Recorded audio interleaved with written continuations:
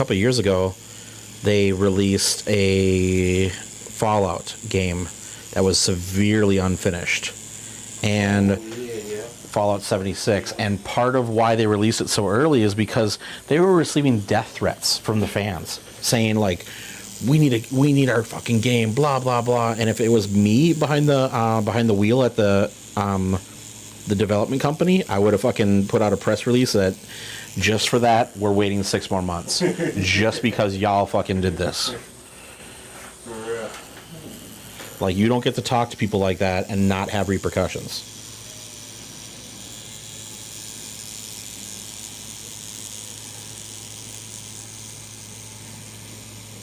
Yeah, say another word, it'll be a year.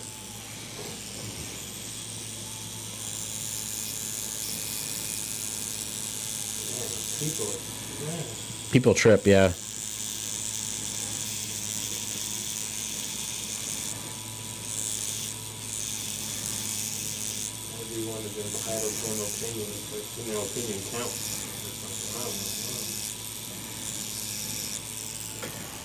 People always think that they're in the right when they say that kind of stuff too. It's like, well, everybody here wants the game. Like, yeah, I'm sure the fucking development company wants you to have the game too, but they want you to have a finished game. And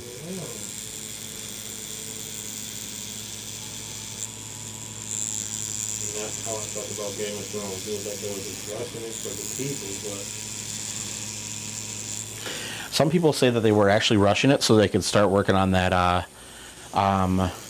on the Star Wars thing, because they got hired for Star Wars like early before the season started, because Disney was seeing the success of Game of Thrones and said, hey, let's pull these directors and get them to work on our movies. And then all of a sudden you have the turnaround and people are like, hey, I think you pulling those directors ruined Game of Thrones.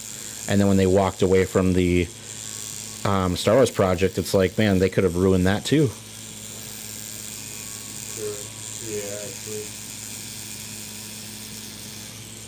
Oh man, they could roll Star Wars. I think the world.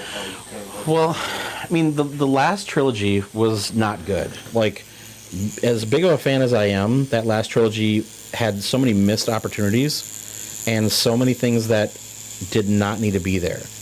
Rey should not have been anywhere near as powerful as she was. She had literally no formal training, and they Mary sued her. They basically made her almost invincible right off the bat.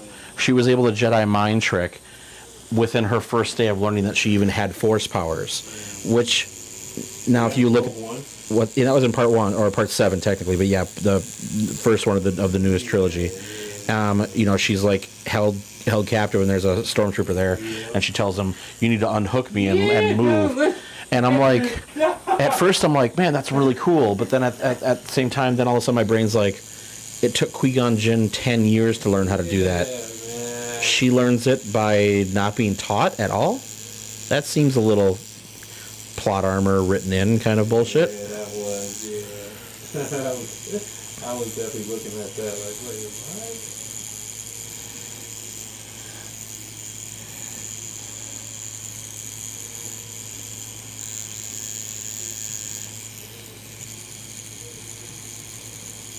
I guess I'm still like kind of new to Star Wars, but it's like those characters in there. There was a lot of like newer characters that I haven't seen.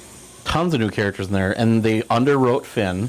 He should have much more of a good storyline for himself. They underwrote Poe. There was actually there was talk about a love story between Poe and Finn. And a lot of people were going to be, I guarantee a lot of people would have uproared about that. You're going to have a gay couple in it, like blah, blah, blah. Like, who cares? Is it a good part of the storyline? I'll fucking take it. I don't care. As long as it's a good part of the story. Like, it doesn't have to be forced. But the fans uproared, and